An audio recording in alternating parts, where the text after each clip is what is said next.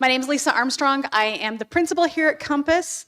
For those of you who don't know, Compass Academy is a magnet high school, grades 9 through 12. We specialize in doing project-based learning. Kids collaborate, they create, and they dig in deep to the knowledge and then make choices and create their own learning paths here in groups, so we love it. If you are interested in learning more about our school at any time, please seek me out tonight. I'd be happy to answer any questions. In the meantime, though, I'm going to turn this time over to Jamie Braithwaite, the Idaho PTA president.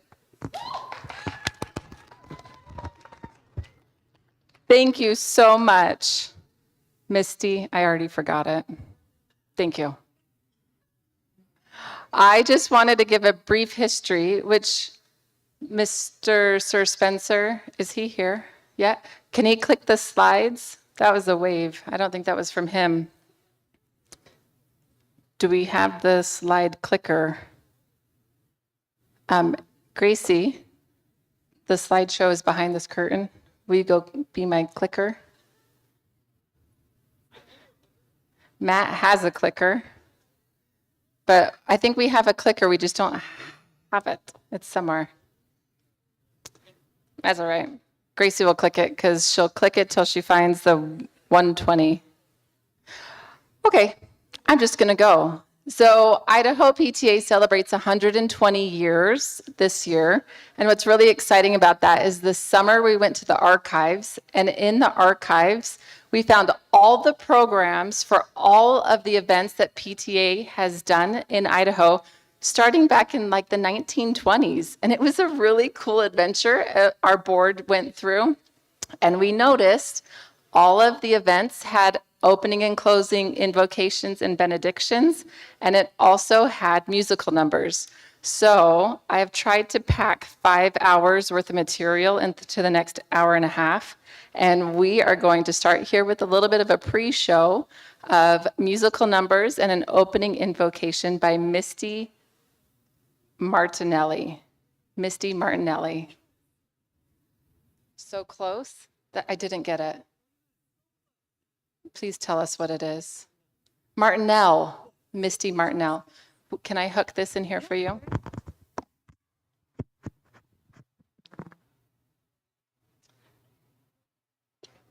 So I'll be offering the opening invocation, and please join me in prayer if that is your custom.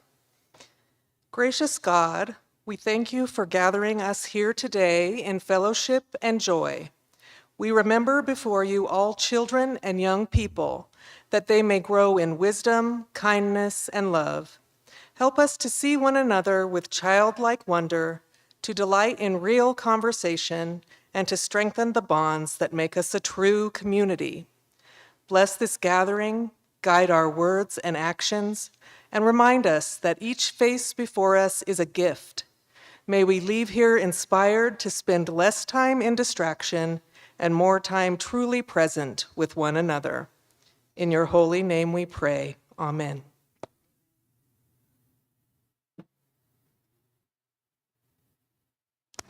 Thank you. We will now turn the time over to IFIAC, which has an introduction by the other person. Okay, come on in and sit down while we figure out what's next. Sir Spencer. Yes. They are not, but I can let them if you want them to. Okay, hit the slides.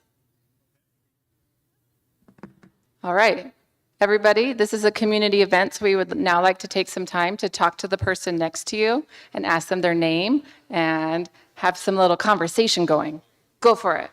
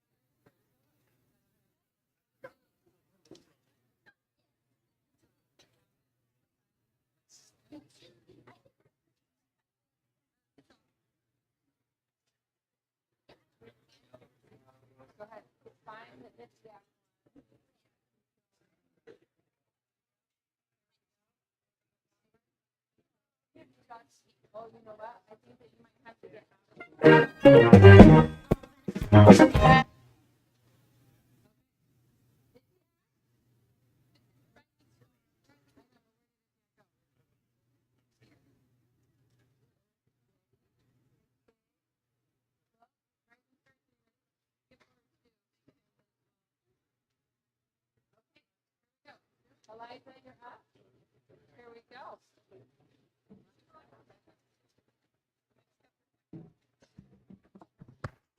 Hello, everyone. We are Rising Star, a nonprofit musical youth-based company operation, secret undercover. We do musicals and we focus on youth and kids. We are going to show off our Hadestown, our opening number for Hadestown, which we've been working on. And we have performances in February. If you're interested in knowing more about Hadestown or Rudolph the Red-Nosed Reindeer, which is also going on, we do have a little table booth set up in the lobby. So if you want to check that out, go ahead. So I give you Road to Hell.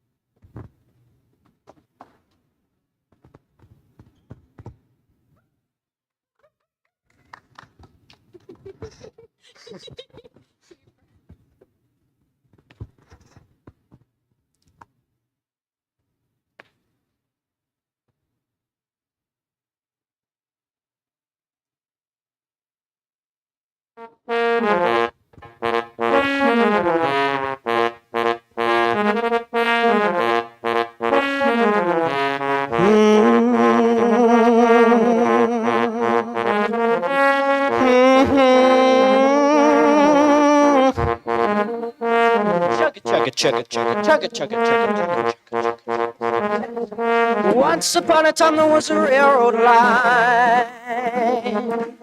Don't ask where, brother, don't ask where. It was the road to hell. It was hard times. It was a world of God.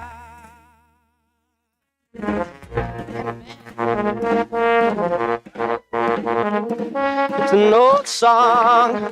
It's an old tale from way back when. It's an old song. We're gonna sing it again.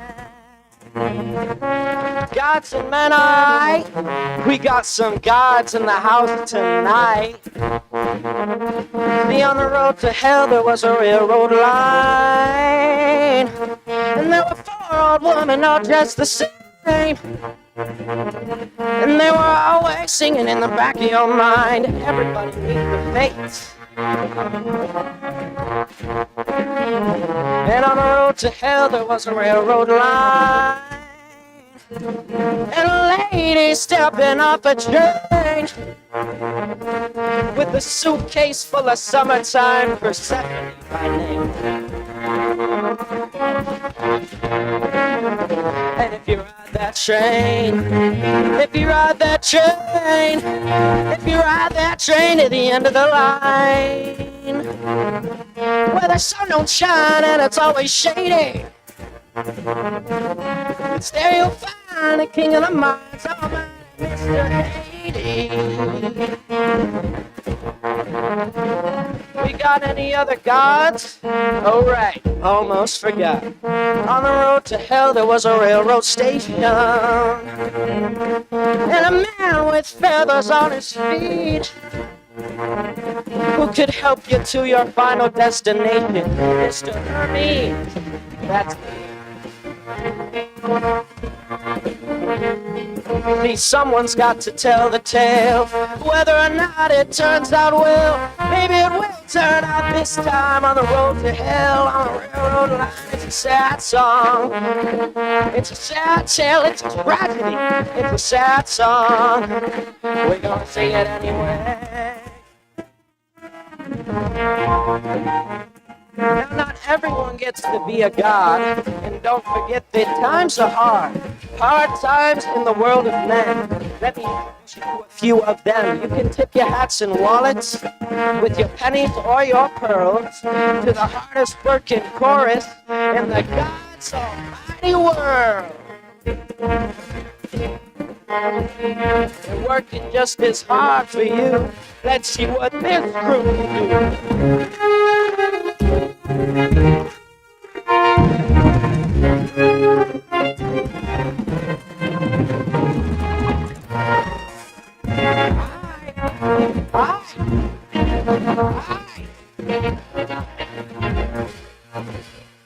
On the road to hell there was a railroad line, and a poor boy working on a song.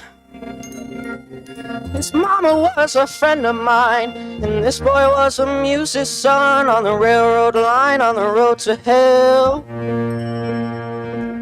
You might say the boy was touched, 'cause he was touched by the gods themselves. Give it up for Orpheus. Orpheus. There was one more soul on this road. Girl, come on in from the cold, on the railroad line, on the road to hell. There was a young girl looking for something to eat, and brother, thus begins the tale of Orpheus and Eurydice. It's a love song. It's a tale of love from long ago. It's a sad song. We're gonna sing it even so. It's an old song. It's an old tale from way back when. We're gonna sing, we're gonna sing, we're gonna sing it again.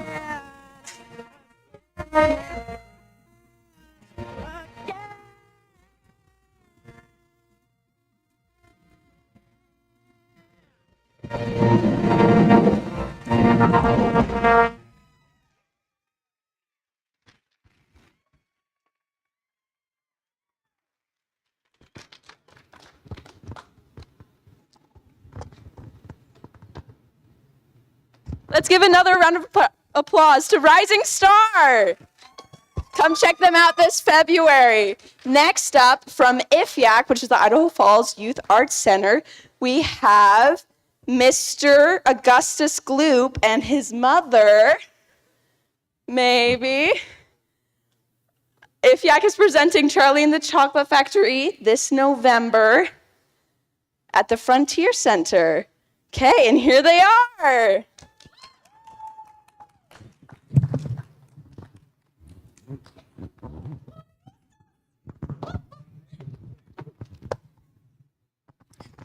Thank you.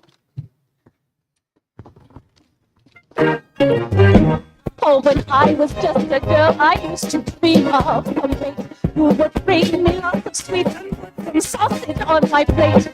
Mr. Blue was quite a deal. Now he turned out just like a crumb, and it turns out that it was yet to come. So we were back, and my morning something big began to bloom. With my liver, with my kidney, I did vacate to make room. Then the blessed day arrived, and out he rode so well. The first words that he uttered were, "Let's eat!" With strudel, he canoodled, how he loved my pretzel pie. He ate the whole kit and caboodle, and knew why this was high. So sight was rather shocking. We could dive and troll it all, 'cause there's more into love. Go ahead, gooses, don't be shy, spill your guts. Not on my father, I enjoy a healthy meal. It's my outright daughter. My insides made of steel. He lets me eat in the backyard till I eat them limb from limb. Leave our dachshunds all alone.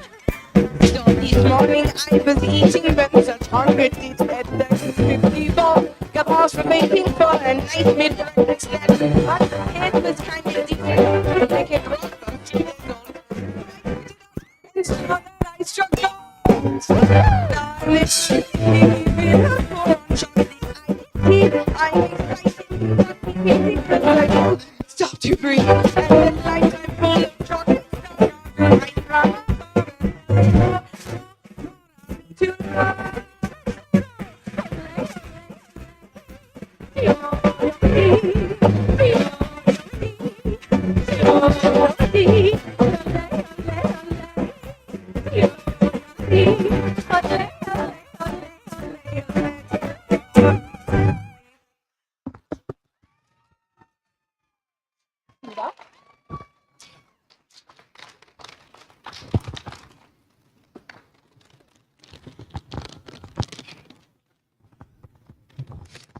Oh, thank you. You know what? Can you go put this over there? Oh, thank you. Thank you. Another round of applause. They did so amazing.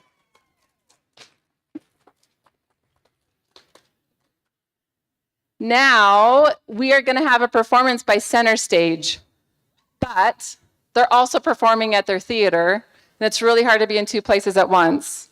So they provided this for us, and they're doing an amazing sponsorship with White Pine, and we're going to show this. Oh.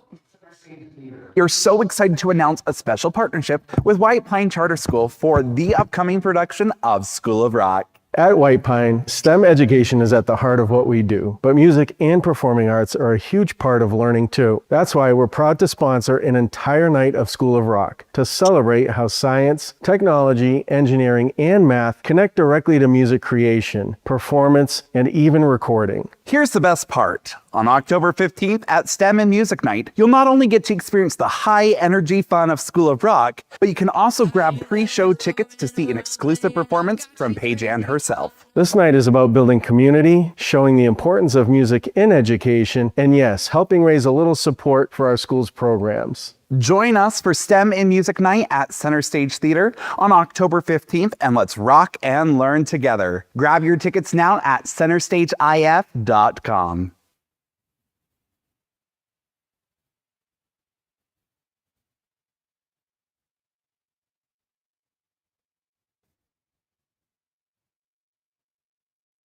I'm going to start talking. There we go.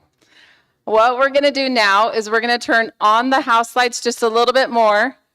We have a lot of people out in the lobby that are excited. They've been talking with all of our vendors. And look at these sponsors that have decided to pledge with us to be more social with less media. Let's give them a round of applause.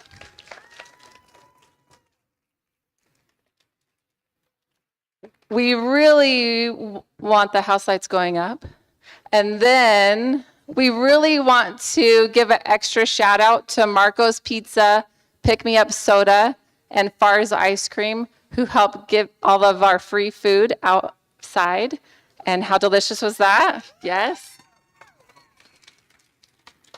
Okay, we are going to open it up with lots of conversation, figure out who's next to you, and get the volume in this room up. But also, I need you all to squeeze in if there's an empty seat next to you, because people are going to be coming in. So help us squeeze in if you're on the outside and let those people come and sit by you. Enjoy, chit chat.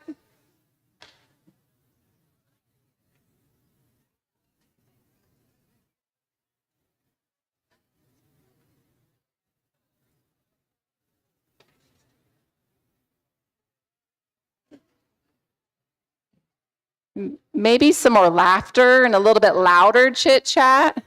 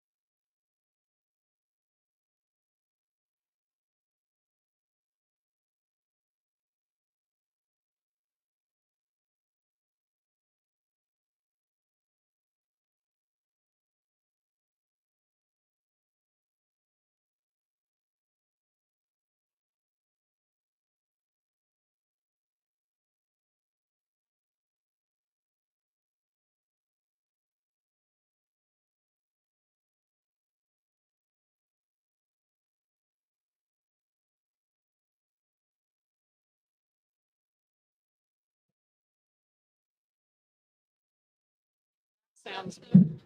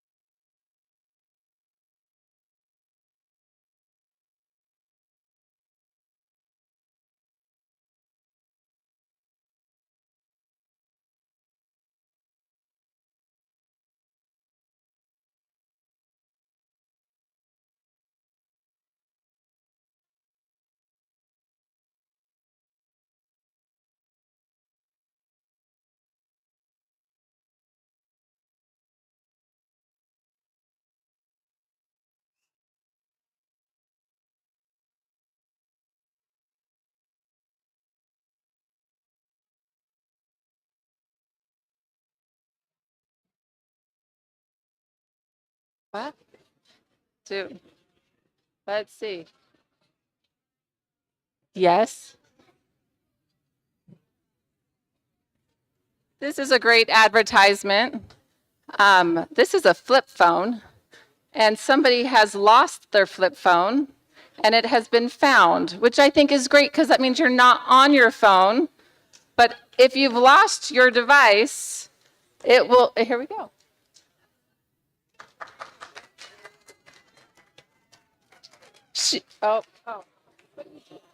You have it. She has a flip phone. She needs a round of applause. Is there another person with a flip phone?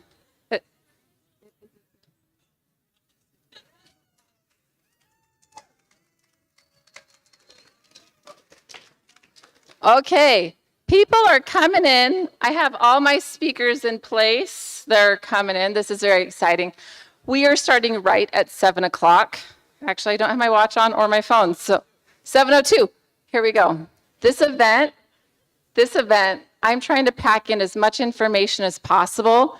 And the best way to do that is to limit people on their speaking so they get their best 4 minutes possible, which I know all these speakers and they're amazing and they could each give a 2-hour lecture on this.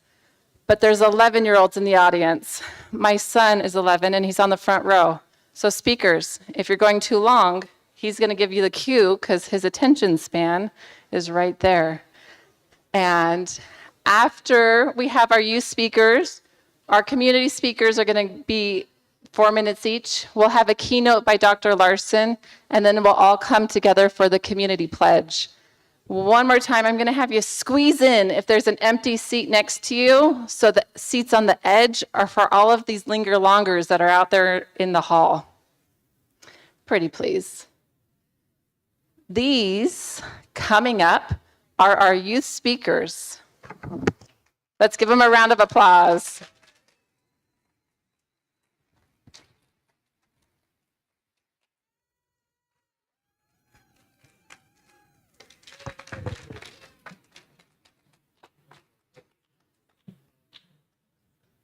We have community speakers, and we're going to give a brief pledge, or everybody starts with this slide. As soon as I go to the next slide, it starts their countdown. So each of them gets 60 seconds. Guys, the screen's right there, so you can watch your 60-second timer. If you end before the 60 seconds, that's okay. I'll just go forward.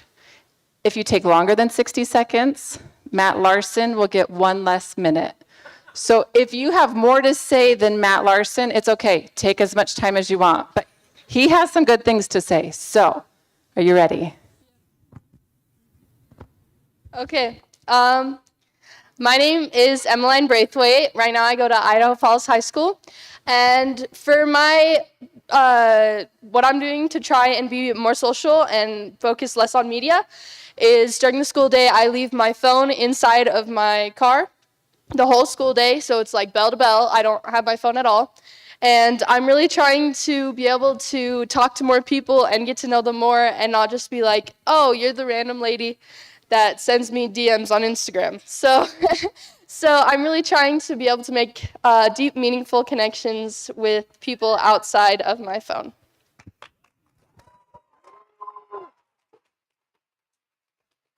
My name's Bridget Whitty. I'm the Hillcrest senior class president, and I have made it a point in being senior class president to make sure that I'm making face-to-face conversations and connections with every single person in my senior class instead of just making it be screen to screen. I have been able to be successful in this way by being able to put my phone down, and if I need to look at my phone, I ask, is this helping me be present right now? And if it's not, I make sure to put my phone down and go talk to someone new. I have found so much strength in being more social and being less on the media. I encourage everyone, especially in my senior class and everyone here, to do the same. Thank you. Good evening, my name is Daniel Hillam and I'm a junior at Idaho Falls High School. As a student government leader and athlete, I'm constantly needing to use my phone to communicate activities and practices. It's such a great tool to spread information quickly and help others feel included and invited. Although playing games and watching funny reels on my phone is always a great time, I never want to replace social interaction with a screen. It's where we learn to connect. It's where we learn to make real friends and have fun. And if we're on our phone more than with others, we begin to lose a very important part of ourselves. I pledge to not let my phone replace real interactions with the people around me. Being present matters more than checking a screen. So focus on living in the moment and connecting to reality. I will do this by plugging in my phone upstairs at night when it's time to go to bed. I will try and keep my phone in my backpack at school, and I will resist the urge to pull it out when I'm around friends and family. That way I can give my full attention to those who matter most. Thank you for your time. I'm Lucy Hall, and I just came up with an analogy to share with you guys today that I came up with. Oh, sorry, 1 second. Social media is like a fire. If made properly and cautiously, it can keep you warm and provide light. But if you're not careful, you could get burned or even light the whole forest on fire. Likewise, social media can keep us in touch with people, shop, receive news, etc. But without limits, it becomes a huge distraction and can negatively impact our ability to interact with others. You will get burned by the fire of social media. So, what precautions can we take so we don't light the whole forest on fire? The answer is simple: set boundaries. Like a fire is bordered with rocks, our screen time needs borders as well. such as setting a goal to only use social media an hour a day or keeping your phone away during meals. Taking small and simple actions like these can make a big impact on your productivity and socialization. That's why I choose more social and less media. Thank you. I'm James Richardson, and I play football, IFHS. I'm a junior, and my whole life, as long as I can remember, I've been around technology. I got my first phone in 6th grade, and ever since then, I've noticed that time has just felt like it's going faster. And I think a big reason of this is because I'm always near or around my phone. So I'm going to try to put it away and turn on Do Not Disturb. By doing this, I'm hoping to gain real connections back from around my friends and family. I noticed around them, all my real interactions are it just doesn't feel as necessary, and I'm always distracted, and I'm not in the present moment. So by doing this, I hope to be in the present moment and learning how to connect with people on a deeper level. Thank you.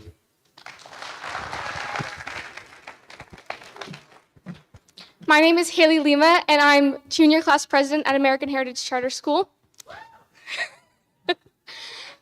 Social media's purpose was to connect us and help us build relationships, right?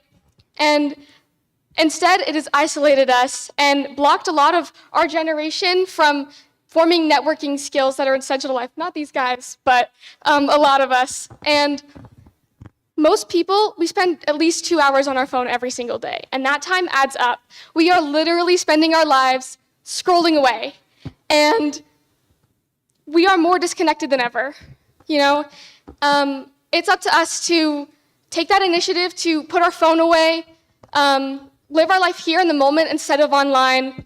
And I believe if we can do that, if we can put our phones down, live here with our people we love, we can reclaim our time, we can reclaim our mental health, and we can reclaim our relationships. Thank you.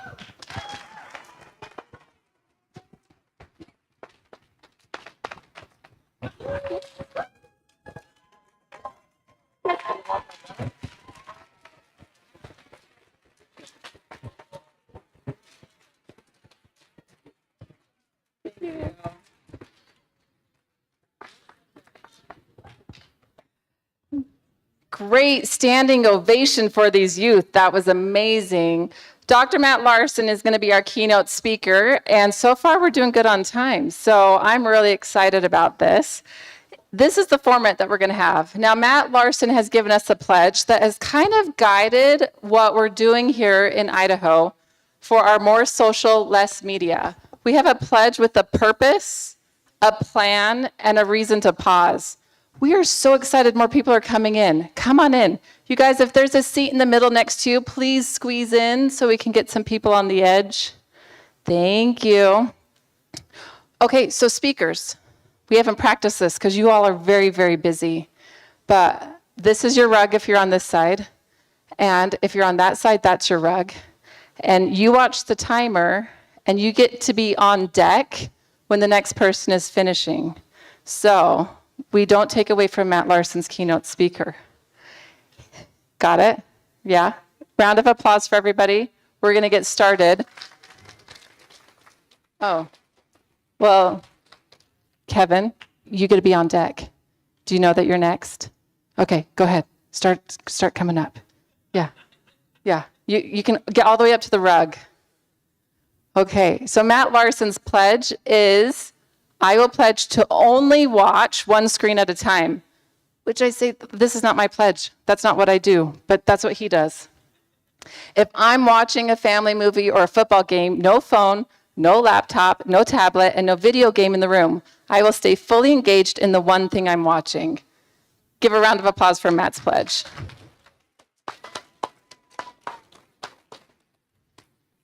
And now we'll turn the time to Senator Cook. And we're not going to give him time to introduce himself, but we all know that he's awesome. And in your program, it has this. So just read it in your program later tonight. And I'm going to hit go, and your timer's going to start. You ready? Ready? Okay. All right. As a Idaho State Senator, I see both the best and the worst when it comes to public conversations. Every week I get hundreds of emails, voicemails, comments on my social media. And some are very respectful, but others are very different. I get hate mail, I get threats, I get name calling and vulgar language that I would be embarrassed for my wife or my children ever read. Sometimes though, I save the very, very worst one and I respond and I call and the conversation goes like this.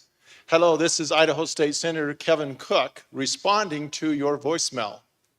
The line goes dead for about 3 seconds and then you hear this. I had no idea that you would recall me back. I am so sorry for what I said. I do not understand the issue. I only said what I was told to say. I am really sorry. That's the danger of hiding behind a phone or a screen, a keyboard. We say things that we would never say face to face. And those words don't just hurt feelings. They can fuel anger, division, and sometimes even violence. This month, a young father by the name of Charlie Kirk, that you've heard an awful lot about, was shot in Utah Valley University, just 3.5 hours from here. He was only 31, and he left behind a wife and 2 very young children. His daughter will never come home from school and be able to sit down with her father and tell him about her first crush. His son will never be able to go camping with his dad. In June of this year, the Speaker of the Minnesota House of Representatives was shot, as well as her husband, in a hateful political action. Civility is not weakness. Civility is strength. It's choosing to disagree without destroying, to focus on ideas and not insults. And that's where more social media and less media matters. Social media often pulls us away from connections. It makes it easier to fire out cruel comments you'd never say in person. If an adult, it dulls our empathy because we forget there's a real person behind on the other side of that screen. But when we put down the phone and look eye to eye to somebody, something powerful happens. We don't see a political label. We don't see a social media profile. We see a child of God. Somebody that has dreams and aspirations and goals. Someone that is waiting to tell an incredible story about their life. And that's why I've made this pledge. I will put my phone down when I'm waiting in a line or sitting waiting for a meeting to start. And I will talk to complete strangers. I will never, ever be the first to leave a meeting. And when I do leave, it will not be back through the back door. It will be through the crowd and it will be slow, hoping to make some kind of connection. I can't do this if my head is in my mobile device, and nor can you. I promise you this, when you choose more social, less media, a whole new world will open to you. You will meet people that you might have ignored before. You will hear stories that will inspire you to do better. You will find opportunities to serve. That's how we move from hateful words back to, I understand, I disagree, but we can still be friends. Idaho is better than rage. America is better than cruelty. Let's show it together by choosing more social, less media.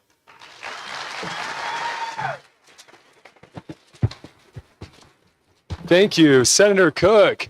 Good evening, my people from Idaho Falls. It's good to be here this evening. I'm so honored to stand before you and share the stage with such esteemed speakers and in front of so many friendly faces. I look out in the audience and I know lots of you, and that's just a comforting thing. The 4 minutes, however, is a little daunting, so I'll get right to it.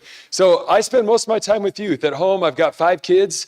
Daniel, you heard from right here, 16, and then I have a 14, 12, 10, and 8-year-old. And during the day, I create smiling faces, so I'm with youth all day long, and I love that. It's an honorable place to be, and I'm just so grateful to be there.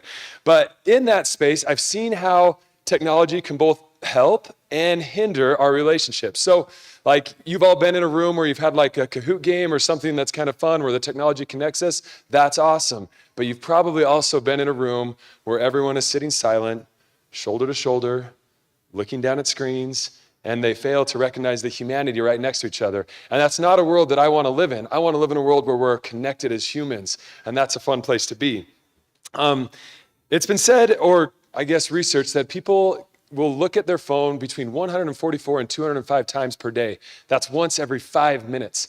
And that's a lot. That's a lot in a day. We also tend to get a lot of notifications, little red dots that you have to point out.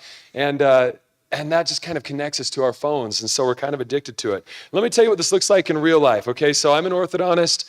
And the other day I was working on a patient. I had them seated back. I had my sharp instruments in hand, cheek retractors in, and I'm working away. And all of a sudden I hear a buzz. And my patient kind of squirms around trying to keep their mouth there and grabs their phone. And then before I know it, they have put their phone above their head, but they slip right at the top and they just launch it right into my forehead. And I'm like, oh my gosh, blunt force trauma. And then to try to grab the phone, they just grab my glasses and kind of scratch my face and pull my glasses down. And then in a last-ditch effort to make sure the phone doesn't hit the floor, I get kicked in the head. And I don't even know how my patient was that flexible, but I'm like, oh my gosh, this moment's happening here. And in the midst of that, all of a sudden I just hear, which sounds exactly like Chewbacca trying to apologize. And I'm sitting there just kind of like a little bit ashamed, and I've got like blunt force trauma and I'm hurting, and I look up to see if the mom will give me any sympathy, and she is oblivious to what's happening because she is glued to her phone. Okay?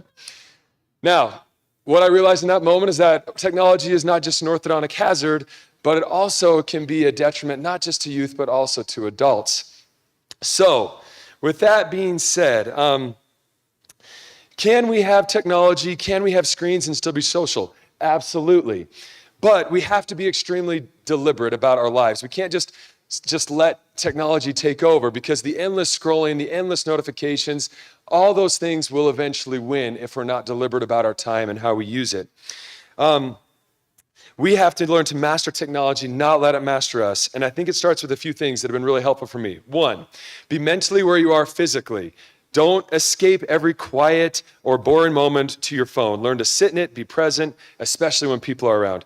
2, say yes to social. Don't cancel the get-togethers. Don't skip the events. Don't cancel the dances. And especially for adults, we need to find ways to get our youth to come together. That's important. 3, look people in the eyes and learn to value human touch. I work with faces every single day. I know how important they are. And I know how important it is to learn to hug, fist bump, shake hands, look people in the eyes. That's where we connect, not through a screen. And lastly, go touch grass every now and again.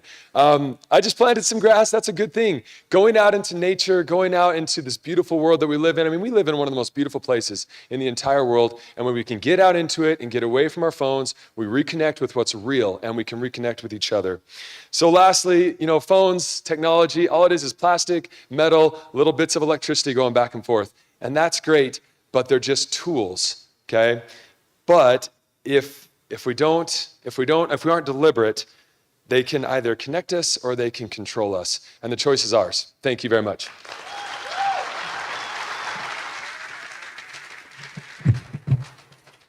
Hi, I'm Lisa Burtonshaw, and I have been part of the local government scene here for a lot of years.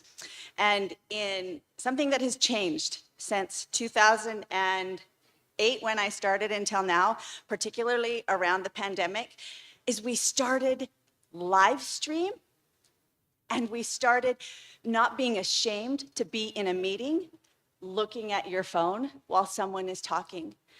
And what that tells me is actually that no one is paying attention to the real meeting and what's happening in the meeting.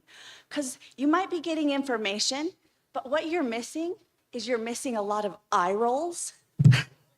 You're missing a lot of nodding the head or big eyes or like, oh, I don't, like there's so much happening in the meeting that if you're not present, you're just getting information. And in some ways, it's worse information because you think you know, but you don't really know because you haven't been present. So you get all of 5 seconds to look at this picture over here. This is Holmes Avenue. This is Idaho Falls High School and the Civic Auditorium being built. I want you to envision yourself standing at Holmes looking at that picture.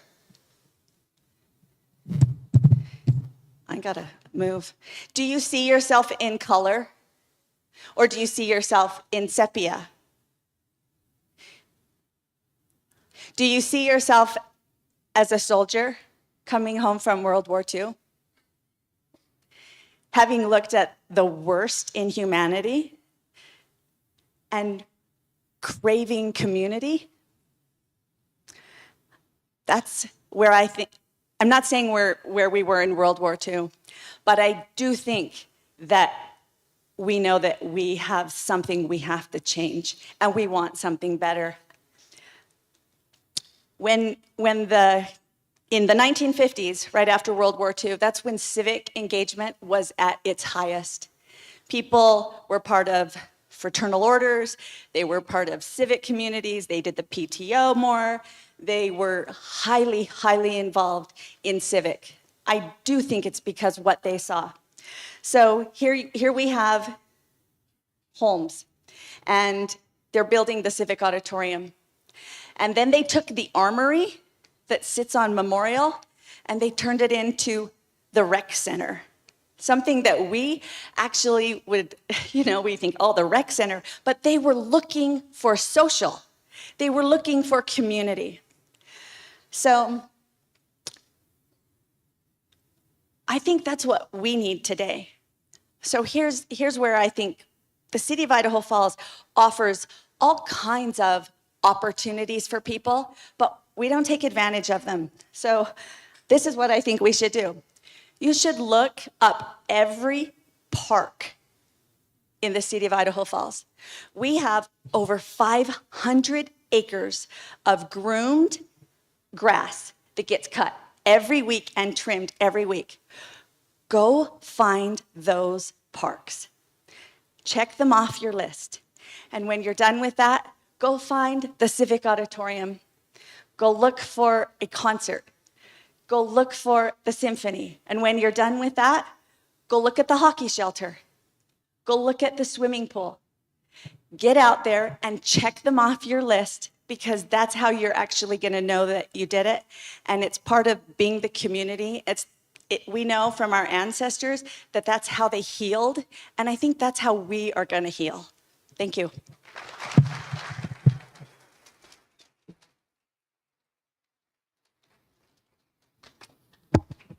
Five hours.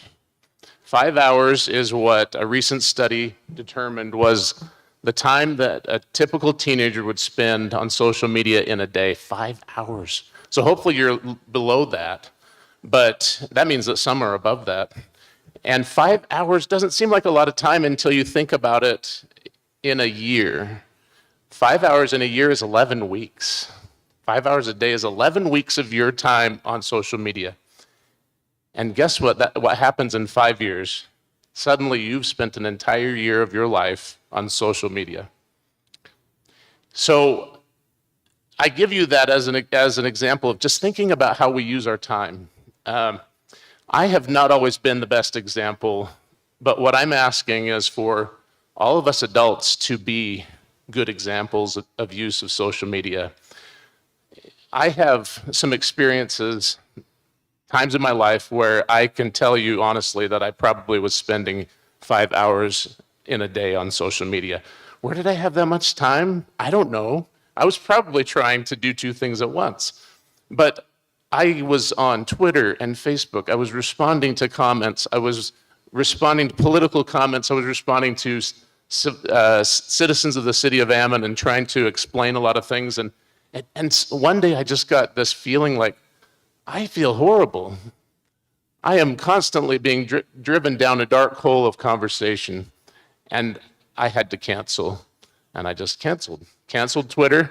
A year later, I realized I feel horrible again. I feel like I can't get out of these loops of conversations on Facebook, and I canceled my account again. And what I also did, and I was happy to see that this is one of your sponsors, but I got myself a Wise phone. And let me tell you that a Wise phone is awesome. It has no time-wasting apps on it. None. Not even email. It's not a dumb phone. It's a Wise phone. Okay, that's your little plug. But what I want to say to you is primarily this. 3 Stoic principles that taught me how to get out of this. Number 1, you could leave life any moment. Let that determine what you do, say, and think. That's Marcus Aurelius. Focus on the present. Focus on what's right in front of you. You are wasting time every second that you're on social media. Number 2 is that Epictetus, another famous philosopher, said that you've got to focus on the things that you can control. Let me tell you what you can control in your life. You can control your thoughts, your words, your actions, in a sense, your choices. Everything on social media is focused on things that you can't control. I can't control what that person thinks. I can't control what that person's saying. Get off of it. Be free. Focus on the things that you can control and go out and do good things in life. The third thing is that we're not given a short life, but we make it so. Life is long enough if we know how to use it. And that's by Seneca. Same principle. Use your time wisely. In closing, I just want to say that social media is worse than your worst high school relationship. It has all the characteristics of a time-wasting, self-centered, lying, narcissistic sociopath that only tells you what you want to hear or makes you furious all the time. Okay, so get off of it. I challenge every adult to pick their number 1 social media app that they spend time on and cancel it. Be a good example for your kids.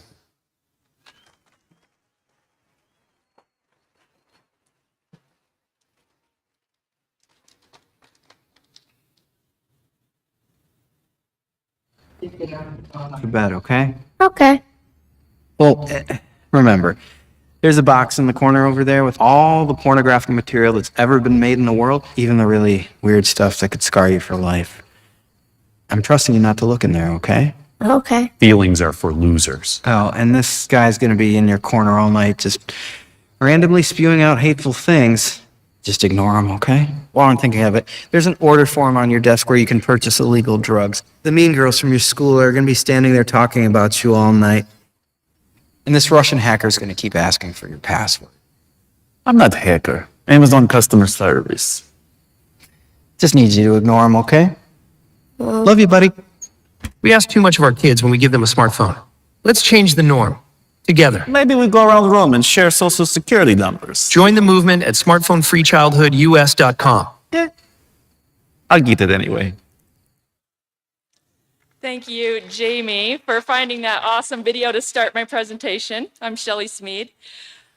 I was a high school principal not too long ago, and we used to receive calls and emails early in the morning from parents who said that their child had gone to bed just fine, but waken up devastated, exhausted, unwilling, and unable to attend school that day. Without exception, these students had had slumber parties with their digital devices, their phones, their computers, their gaming systems, and they'd received some unwanted guests. Let me tell you some of the guests that we had students experience. Bullies from both in their own school and from other schools. Clingy classmates, the ones who text your child at 2 a.m. and say, "Are you up? I'm so sad. I need someone to text with for a couple hours." Drug dealers, are you bringing that Adderall to school tomorrow? Extortionists, griefers. Griefers are remote game players who just try to ruin the game for everybody else who's playing. Pornographers, predators, school project disappointers. These are the ones that let your child know at 1 a.m. that they're going to be gone tomorrow and will you please cover my part of the project? Not fun. Stalkers and toxic influencers, as you can imagine. One of the brightest students that I ever had the opportunity to work with dropped out of school as a junior the fall of 2023. In elementary, he was identified as gifted and talented, and his academic history had been stellar.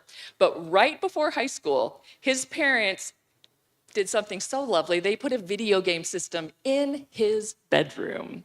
So every night, all night, he would play games with random people online. He would wake up a complete wreck And the next day he would roll into school probably about noon and wrapped in a hoodie and a blanket. And maybe he'd show up for some afternoon classes, but he would sleep during those. And I don't think he ever earned a credit. And what a waste to lose a student like that to technology in their room. My plea for all of the students and all the adults in this audience is to ban electronics from your bedrooms. If not 24/7, at least for the 8 to 10 hours needed to get productive sleep. What I want you to do is create a hideaway where peace and well-being are paramount, a place where you want to bring your real life friends. So very quickly, declutter your room. Get rid of all the stuff weighing you down, wash your windows, make them all sunny and bright. Bring in things that are fun, like record players, a table to work with, art supplies, board games, etc. In a world that never powers down, you desperately need a space that does. Thank you.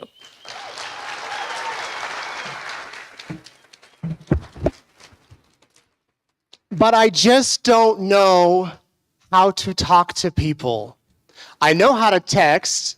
I know how to send a message on social media. Nate, how do I talk to someone? I wish I could say this was a question from a 5 or a 6-year-old, but it was actually a 25-year-old intern asking how to call somebody on the phone. I told this person what I learned long ago, that a conversation is like a game of catch. When you play a game of catch, you throw the ball, or maybe you bounce the ball, and you expect the person you're playing with to send it back to you. Nobody likes a ball hog. Nobody likes someone that doesn't play. So when you conversate with someone, when you speak with someone, I like to think of 4 simple letters. The word talk, T-A-L-K. T stands for tell me about yourself. We all like to talk about ourselves. When you go up to someone and meet them for the first time, a great first question is, tell me about yourself. Where's the last place you went on vacation? If you're interested in them, hopefully they will show interest in you. The A stands for ask questions. Have you ever been with somebody who doesn't ask you one thing about you? All they do is talk about themselves. They will generally find when you're somebody like that or you're around somebody like that, you don't want to be around them too much. What are some good questions? Well, tell me about yourself. Where have you traveled? Where's one place you want to go? All of us have been on a trip recently. If we haven't, we're thinking about a place we want to go. That's a good place to start. L stands for listen. We should listen more than we talk. It can be hard to listen. Sometimes you're with somebody and they have a blank stare and you think that they're listening to you, but you know they're really not. But have you ever been with somebody who, when you tell them something weeks later or months later, they come back to you and they remind you of something you told them, like, I'm having surgery next week, and then 3 weeks later they call you and say, how was your surgery? You know they were really listening. L stands for listen. K, keep it simple. You don't have to overthink talking with someone. You don't really need to get nervous. It's like a game of catch. Keep it simple. A game of catch is simple. So 4 things to keep in mind when it comes to talking with someone in person, on the phone. T stands for tell me about yourself, ask questions, listen, and keep it simple. I pledge over the next month, I'm going to call one friend a week this month who I haven't spoken with in a while and have a meaningful conversation with them. I'm not going to text. I'm not going to send them a message on social media. I'm going to talk to them. Thank you.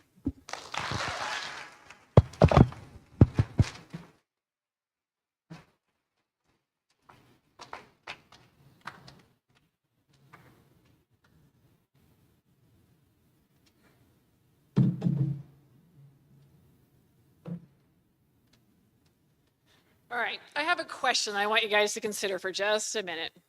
How much time do you think you spend watching other people live their lives on social media versus living your own life? It's a good question to think about. It's a good question to think about how much time you want to spend doing that. And as amazing as this world is, and there are plenty of amazing things that are fun to watch, inspiring people, amazing cultures, I can tell you that it is so much more fulfilling when you live your own story. Step into things, try things. It's a truth that we all should learn. Recently, I stepped into a new story into my life where I started a flower farm. You know, when I was your kids' age, I didn't even know that it existed. I don't know if I would have chosen that as a career, but I learned about it, thought about it, and I thought, I'm going to step into this and try this. And you know what? It's been a lot of fun. It's been really cool to do this. And despite all, there have been failures along the way. I'm not going to lie. Even just this season, I had an epic fail where I had huge sections of my flower farm die. I had a soil-borne fungus that like grew up into my flower's vascular system and killed them off dead. I couldn't believe it. I felt like a failure. I felt for a half a minute like maybe I would just quit. But you can't really quit when people are relying on you for their wedding flowers. And so I had to learn and I had to grow. And I can look back on that now and I realize I actually do have more confidence as a flower farmer because of that experience, because of my knowledge that grew. I had to research, talk to experts, I had to adapt, and I figured it out. And now that I am in my 40s, I have learned that failure is just part of growing. We don't grow despite our failures, we actually grow because of our failures. And this flower farm example is a perfect example of that. So I like to live by a little phrase that's learn and grow, and then do and go. Yes, use your devices to learn about things, get inspired by what you see, but then at some point, set your phone down and step into it. Step into flower farming like I did. Step into whatever it is you want to do. Give it a go. Give it a try. When I did step into the flower farm, and I took a little business class, and it told me I needed a motto. And so we decided our motto would be to live life in full bloom, which is perfect for a flower farm. So I brought this visual up here. You can see this flower. It's in full bloom, and it's beautiful, right? It is gorgeous. And then I also brought this bud. So the bud, I, as a flower farmer, recognize its true value. It has a lot of worth. It has a lot of value in it. I take care of it, but nobody buys these.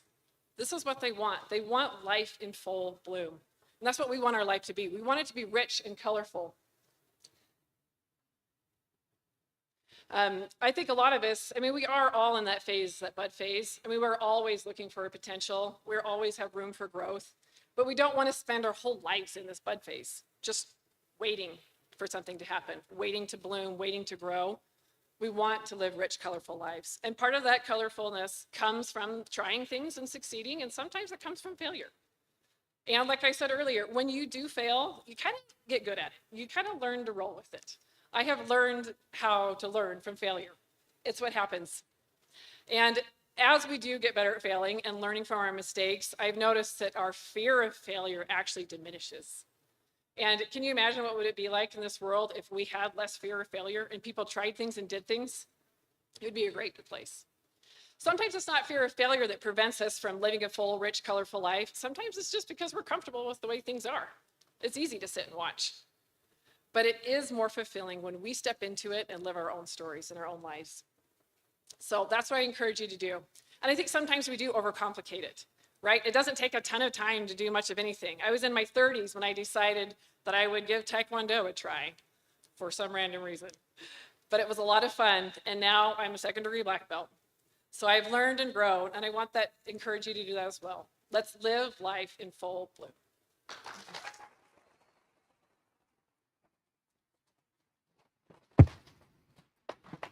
We are doing so great on time that the next slide is actually background music for John Radford, and we were going to mute it, but we've decided that we are going to show it with the audio and the music. Hey, you got that up there? Okay.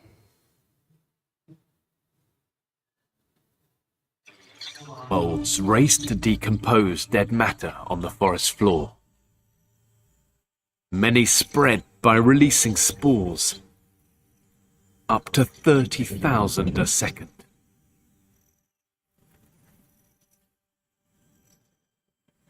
If just one of these spores lands in the right place and takes root, it can colonize a whole new area.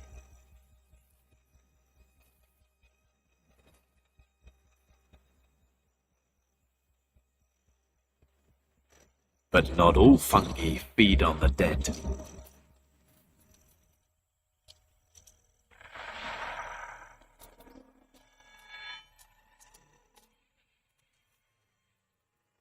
Days ago, a spore landed on this ant.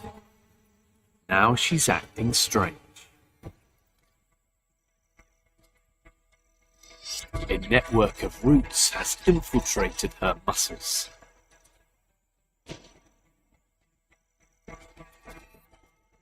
Her body has been taken over by cordyceps, a parasitic fungus.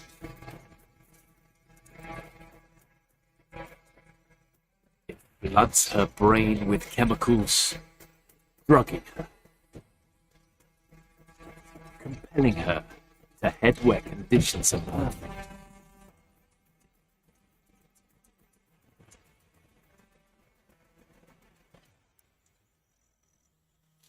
Just the right amount of light, just the right amount of humidity for the parasite growing inside.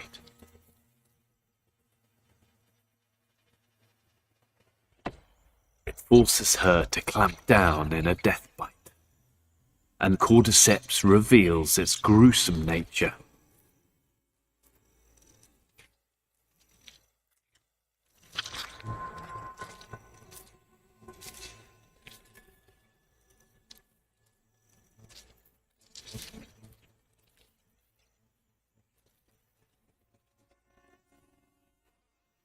After 3 weeks of growth, cordyceps can release its own spores, infecting more ants, releasing more spores, infecting more ants, releasing more spores, infecting more ants, infecting more ants, more ants, more ants, more ants.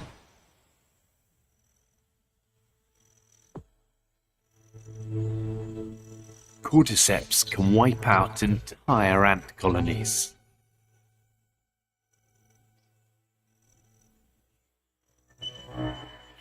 But more than just ants are at risk.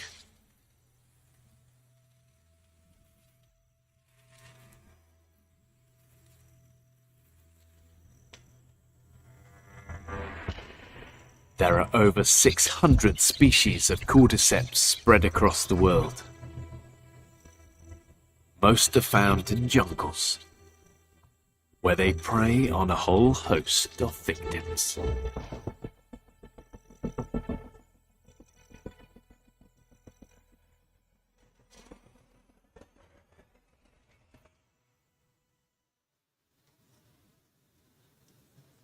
Now, audio guys, we're going to do that again, muted for the background noise, but that's going to be his timer. So what do zombie ants have to do with social media? Moles race to That will be decompose interesting. dead matter on the forest floor. So the human brain Many spread by releasing can spores process over 1 exaflop up to of 30,000 a computations second. every second. That's 1 billion computations. If It's a just miracle one of these inside your skull. spores lands in the right place, But it has a and takes weakness. root, it can colonize It a can be whole new infected. area. It can be hijacked. One spore gets inside the ant and it loses its free But will. not all fungi feed on the dead. When a cordyceps takes over an insect, it starts by changing its decision making. When you're infected by social media's hate, Days ago, a spore landed on this are gonna ant. act like a zombie. Now she's acting strange. A Social network media of was designed roots has infiltrated her to make muscles. sure that your brain would be flooded with dopamine. Her body has been That taken dopamine over by cordyceps, will hijack your decision making. a parasitic Every alert, every notification, every time you scroll, It every time floods you her make a brain comment, with chemicals, drugging her, you're just becoming compelling her cheap to counterfeit. head where conditions are perfect. You parrot someone else's outrage, someone else's anger. Is that you? Just the right amount Or of is that light, the algorithm? just the right amount of humidity The parasite growing inside. There is nothing that the ant does to stop the fungus. Forces her to clamp down in a death bite. And realize And that the fungus Cordyceps doesn't kill the reveals ants its initially. gruesome nature. It takes over its body. It takes the decision making and it makes sure that it goes to the highest point in the canopy to infect even more people more efficiently, more insects. Entire ant colonies are destroyed by cordyceps. After 3 weeks of growth, we have an alternative. Your brain is not a rental. You shouldn't let the fungus in. Infecting more ants. As a human Releasing being, more spores. you have one really infecting more amazing ants. skill with that Releasing exaflop more of spores. data and that ability to create more solutions. ants. Infecting That more happens. ants. More ants. More ants. More ants. And you use that miracle that's in your brain. The miracle is that you can solve Cordyceps problems can wipe and you out can make entire creations. ant colonies. The miracle is joining the human race that came up with the Taj Mahal or the Great Pyramids. But more than or right just here in the ants west are at risk. of our city, PhD nuclear scientists figured out how to split atoms and power an entire city for the first time. There are over By 600 the way, species of that didn't happen in a cordyceps spread vacuum across the with world. individuals. It happened because of community, Most are found in cooperation, jungles, where they prey and making on sure a whole host that of people could get victims. along. Stop with the hate. When you see someone hating in social media, think of our zombie ant. You're just being a zombie ant. So, please join me in the rebellion. Put down the screens. Become human again. Thank you.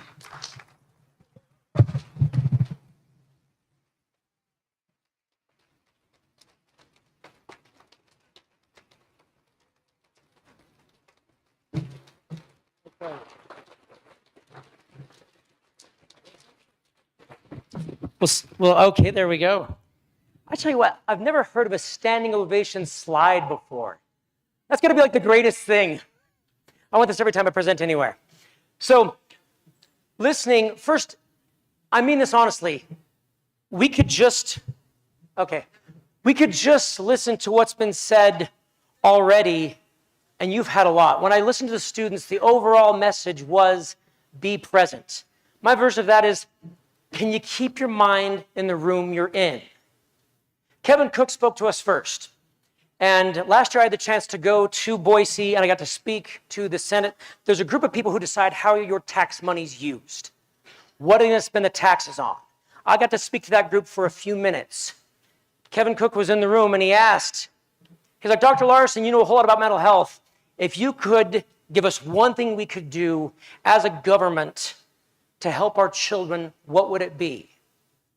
And I said, help them keep their mind in the room they're in. It's the number one thing I think could cure, prevent, or save most mental illness. Keep your mind in the room you're in. And that's what I heard most of the students talking about when they came up. When Kevin Cook was talking, I heard him say, see the whole person. That's probably what's destroying most of our lives, and I think what's caused most of the killings, hate, violence, is we see a partial person. We see their politics, the thing they said, their grade, their popularity, their fame, their whatever. We see a partial person, and it's easy to hate a partial person. You can find part of me you hate, I'm sure, because we're complicated. I don't think my mother loves 100% of me. Because we're complicated people. I don't like everything about all my neighbors. I don't like everything about my sister. I just went on vacation with her. But she planned the whole trip, and it was an amazing trip. She also is a little late to the first thing of the day. And I'm like, a little late to the first thing of the day, have a great time, we enjoy ourselves 10 to 12 hours a day, 14 days in a row. I'm like, that's a pretty awesome person. I don't need to like the whole person. People are complicated. Jordan Hillam, be mentally where you are physically, what we already talked about. Lisa Burton Shaw, there are 500 acres of grass and parks in our town. Do we go explore them? We'll get more on that later. By the way, when I worked for the City of Idaho Falls growing up, I was a professional weed whacker for the City of Idaho Falls, and I cleaned the ditches and the sides of canals and all those grass fields. Every adult I work with says they want more time. And Sean Coletti pointed that out accurately. We usually lose 5 hours a day to our screens. That's not with the music on and the phone down. That's with the screen on. Most people lose over 5 hours a day with their screens. Shelley Smead, no devices during sleep. If I was to give you my advice I give to pretty much every patient I see. By the way, if you look at what I've done, I have 13 years of schooling after high school. So I went to 25 years of school. I actually have a picture of me with first day of 25th grade. So I went to school a really, really long time. And if I was to tell you the best thing you could do of all the medicines in the world, of everything, it would be sleep well at night, would be number one. Eat healthy food would be number two. Exercise would be number three. And connect face-to-face would be number four. Sleep, eat, connect, sweat. If you can't remember it, it sounds like you're spelling sex, S-E-C-S. Sleep, eat, connect, sweat. Those four things will prevent or cure more mental illness than anything else. Nate Eaton, talk.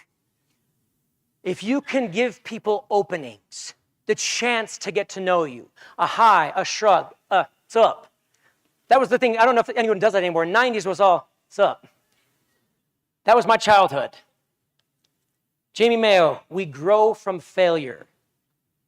It's like if I could just teach you guys how awesome it is to fail and how great it was to grow up with no social media, where I could fail every day and there were no pictures, there was no video, there were no posts. I could just fail all over the place. I did almost every sport growing up.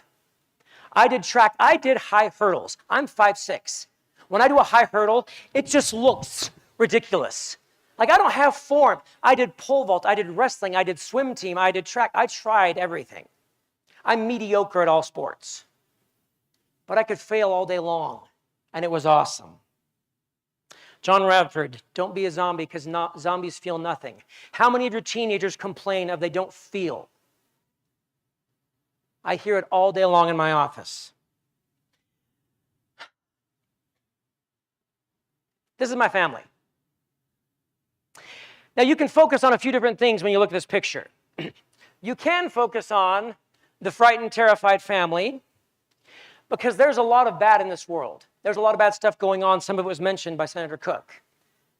If you focus a little longer, you'll notice the dinosaur is actually a little plastic toy dinosaur. The photographer's standing 30 feet away from us with a dinosaur in her hand, taking the picture. What you focus on will determine your life. Because I believe at all times there is equal good and bad in the world. I mean that. There is always bad, there is always good. If you look back at my job, I worked with people at their worst moments.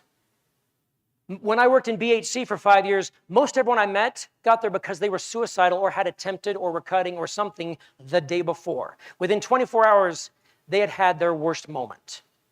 And then I got to see them. Every day, all day was everyone at their worst, and that's my job. I've lost patients to suicide. I've worked in addictions. I've worked in state mental hospitals, jails, prison for the criminally insane. I've seen the worst of the world. It is there. And you can focus on that, or you can focus on the awesome, and focus on the happy, and focus on the enjoyable. Where you focus determines your life. This is what I do for fun.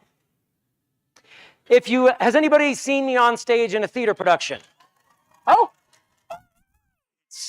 okay. You've seen me hip thrust. Well, that's awkward. That was probably this guy right here when I was playing the Latin lover Aldolfo, who was ridiculous. If you look very carefully at this, you'll notice one of these characters is a woman.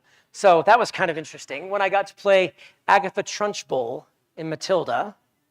If anyone's been recently, did anybody go see Fiddler on the Roof at Center Stage? So I was the rabbi. Did you see Matilda at Center Stage? Okay. Anybody heard of Gem State Players in Shelley? Okay. I did a show there. A murder mystery. In 3 weeks, I get to be a man that is haunted by his dead ex-wife. He accidentally brings her back in a seance. This is Bert and Mary Poppins. This is Fagin and Oliver. This was in Newsies. I was the bad guy. The reason I show this is I have a lot of darkness during my day. All I hear is bad stories. And then I go to my theater production at night. I go to my rehearsal. And either I'm rehearsing on stage or I'm talking backstage and making friends. I'm supposed to be at rehearsal right now. Don't tell my director. Well, she'll notice that I'm not there, so we'll see how this goes. You need hobbies, and you need hobbies with other people. Doesn't matter what it is. In person. It can be Dungeons and Dragons. It can be football, basketball, cheerleading, esports, together playing Valorant. It can be anything. Just get together in the same room doing the same thing. It can be watching the Detroit Lions, my favorite team, and drinking Dr. Pepper, my favorite drink. If you're watching the same thing in the same room, that's enough. I want to talk about mental health for just a minute. First of all, physical health. If you could give me a definition of physical health, what would it be? Anybody? Your body. I got a hand raised over here. Healthy what? Healthy physically. What does physical health look like?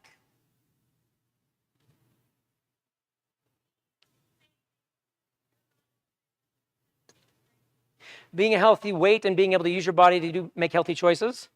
Okay? Nutrition and exercise. Okay. If you ask doctors physical health, a lot of them will tell you about lab values, blood sugar, electrolytes, strength, weight, BMI, height. When I get down to it, I think it's, can you make your body useful? I'm 5'6". I would have preferred to be 5'10". 6'1" would be nice. I'm bald. Hair would be nice. I would like having hair. I don't have hair. Can I make my body useful? Turns out I do theater and I can wear wigs, and it's rather fun. And there's not a lot of acceptance for men wearing wigs, so in theater, I get away with it. Can you make your body useful is physical health. So, when we talk about mental health, Sean Coletti, he had mentioned two things I agree with and one I don't. Because he said you can control your thoughts, the actions was the third. Thoughts, words, and actions. I believe you can control your words and your actions. I don't know anyone that can control all their thoughts. Just like you can't control your whole body. Is there anyone in the room that can control their blood flow? You can just stop it, slow it down. You can probably speed it up. Exercise. I don't know a lot of people that can control their breath. They can influence it. They can slow it down, speed it up. They can pause their breathing, but no one can stop it. At least not permanent, not without it being permanent. Your thoughts are going to come all day long. Random stuff in your head. All you get to do is control what you do with it. Can you make your thoughts useful? That's the question, and that's mental health. Because you don't control all your thoughts. You control what you focus on, what you read, what you watch, where you put your mind. Can you make your thoughts useful? I'm going to show you 3 graphs about mental illness and what it's doing to our country and what's happened over the last 15, 20 years. So if we look at this, let's go to the one on the left. Percent U.S. anxiety prevalence, meaning out of 100 people, how common is mental illness? And it's by age brackets, age 50 and up, 35 to 49, 26 to 34, 18 to 25. In gray, you'll notice 2010 to 2015. During that 5 years, a lot changed. This wasn't COVID. This was before. Something happened in that 5 years that made our anxiety skyrocket. It shot up big time. If you look at this one, major depressive episodes in the last 1 year in U.S. teenagers. So in the last year, they've had something. It wasn't just they were sad. They weren't down because it's natural. You're supposed to get sad. You're supposed to get anxious. You're supposed to get afraid. Those are all good, healthy emotions to have. A major depressive episode means it disordered your life. It messed with things. It messed with your sleep. It messed with your grades. It messed with your friendships. It screwed things up. And look who it messed with the most. Girls versus boys. Girls' anxiety disorders, girl major depressive disorders shot up. Now the next one is undergraduates, college students with a mental illness. If you're looking at this, the disorders on the bottom, I don't expect those to ever change. Those are things like schizophrenia, which is literally psychosis, seeing and hearing things that other people are not hearing or seeing. You don't know what's real and what's not.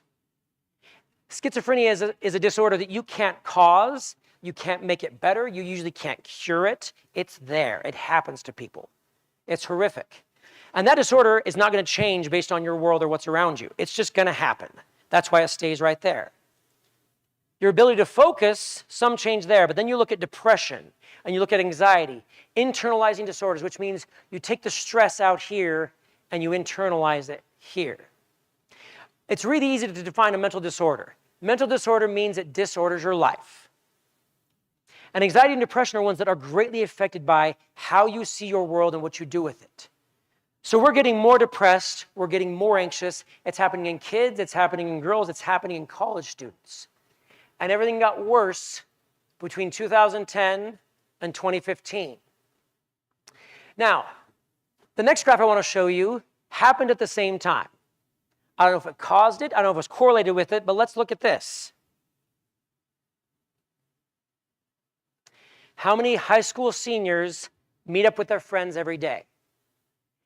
If you look from 1980, it's 45 to 55%, and this stays between 40 and 55 all the way through 80s, 90s, 2000s, and suddenly it starts to drop, and then it just tanks.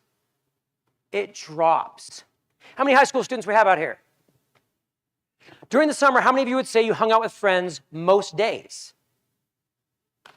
Okay, we have like 1/10 of the hands stayed up. I have 5 kids of my own. A couple summers ago, my 12-year-old, it was the last week of school. I was like, hey, are you getting phone numbers? Are you getting addresses? Are you getting people to hang out with during the summer? And he's like, Dad, teenagers don't really hang out anymore. We don't do that. I was like, oh, really? So we had some discussions, and within 3 weeks, there were like 6 bicycles at my house most every day. And they were doing, some was games, some was video games, some was Magic the Gathering, some was Dungeons and Dragons. I mean, the nerd culture was strong. And it was awesome because nerds are just as awesome as jocks, are good, just as awesome as theater people, just as awesome as everything. Because the whole point is just get together with people and do stuff. And nothing's better than doing it together. Who in the room is over 40?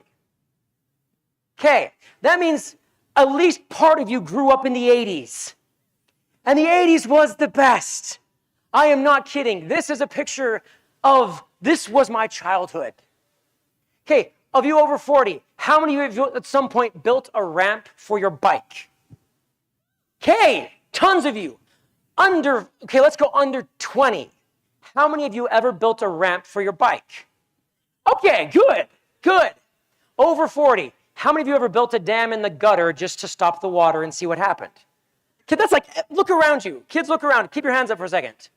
That's how many of your parents or neighbors sat there watching the gutter with water running down it and put leaves or grass or dirt to dam the gutter. Under age 20, how many of you have dammed a gutter? I like you guys more than I expect. Okay, because I'm not kidding when I say that's a good part of mental health, is doing those things. Why were the 80s so amazing? We weren't afraid. Well, actually, it wasn't because we weren't afraid. We didn't have any options. We were bored. There was nothing to do. Because like if there was a video game, it was single player. You could watch your brother play the game while you sat and waited for your turn. Has anybody seen 8-Bit Christmas? That was life in the 80s. You got to watch somebody else play the video game. And we were really good at being bored, and it drove our creativity. It drove our spirituality. It drove our fun. Being bored was the birthplace of everything awesome. I have 5 kids. A couple winters ago, they had friends over. We were having a good time. It got a little boring in the house. One kid was playing a Switch, a couple other things. Finally, the kids got their snow clothes on, and they went outside. And the trampoline was covered in snow. And they started jumping on the trampoline. And then they found a basketball that had been left in the backyard. It was half flat because it was winter. They threw it on, and suddenly you could hear them laughing and joking. And when you start to hear kids making up a game, and it's silly and it's ridiculous, and they were laughing their heads off. One kid was still inside playing on the Switch. He looks out the window. He's like, They're having a blast. I'm going to get to a save point and go join them. And he does. He saves the game, puts it down, puts on his snow clothes. What do you think happens the moment he gets to the door going outside? They're coming back in. And he looks at me, he's like, I wanted to have fun. And all I did at the moment was I went like that. But all I was thinking in my head was, no, you didn't. You didn't want to have fun because guess what the birthplace of fun is? Boredom. Boredom is the birthplace of fun. If you're not willing to be bored, you're not willing to have that level of fun. I want you to take a minute and think, when was the last time you had genuine fun? I don't mean a little bit of enjoyment. I mean full on, laugh out loud. You can't breathe. Your stomach is, you are crying because you are laughing that hard. Because it's that awesome. Was it in the last day? Was it in the last week? Are we going back a month? Are we going back a year?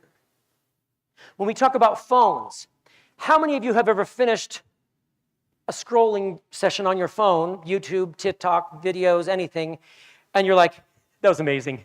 That was the best experience of my life. You had to be there. That was so awesome. I mean, has anyone ever done that? Because I've never seen kids finish on their phone and just be like, they're bright and excited. I've seen them finish a basketball game. I've seen them finish lunch with their friends. I've seen them finish a theater production, a rehearsal, and have that. I've never seen that level of fun and enjoyment from a phone. The definition of fun is almost just this. You had to be there. This is a picture of me driving in my convertible with the top down in February, wearing my Christmas hat and my Christmas suit. Because everyone needs a Christmas hat and a Christmas suit. Whenever I try to describe fun times, it almost always fails. Have you ever had someone try to tell you a story about the best time they had? And as they're describing it, you're like, I don't get it. Because they're like, well, you had to be there because like the waitress, she dropped the ice, and then my friend said this, and then this person walking by slipped, and they start to tell the story, and you're like, okay. And all they can end with is, you had to be there. Because that's what creates the most fun, is being in the room. Noticing all the little things. Who was talking about missing the eye rolls? Was that Lisa? You miss all those little things that make the world fun and interesting. I mean, how many of your parents can't even handle a stoplight without pulling out their phone? Like, it might be 90 seconds. They're like, okay. Or they're in the grocery store and there's one person in front of them. Like, it might be 27 seconds, so, okay. They miss all the openings. They miss all the conversations. We are not willing to be bored for even an instant. This is my family growing up. Yes, this is complete 80s. This is me right here. That's like, oh, I had hair. It was glorious. And it looked magnificent, obviously. And my dad even has the great 80s stash. Now, we're goofballs, especially my brother Brad. How much fun do you think we had taking this picture? It's all right. Okay, here we are. We're all finishing up high school, trying to look cool, me and my siblings. Kind of fun. My sister has a big smile. Here we are at my sister's wedding. A little more fun, a little more enjoyment.